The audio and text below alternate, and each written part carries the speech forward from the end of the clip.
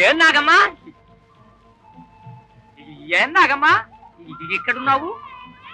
ఇదిగో నీ మేనగోడలు, అడుగో ఆ చెట్టు మీద ఆ కొండ ముచ్చు. వీళ్ళు నన్ను ఇంటికి ఉండనిస్తారు.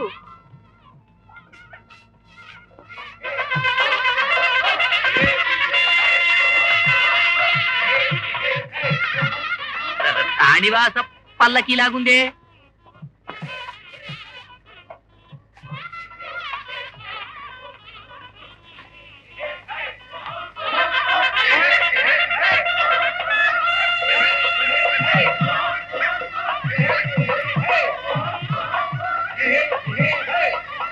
అవును, నరసయ్య నాయకుల గారి చిన్న కూతురు రాణివాసం వెళుతోంది.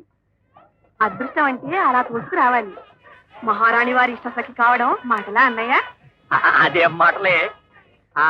నరసయ్య నాయకులు గారు మాత్రం సామాన్యులా?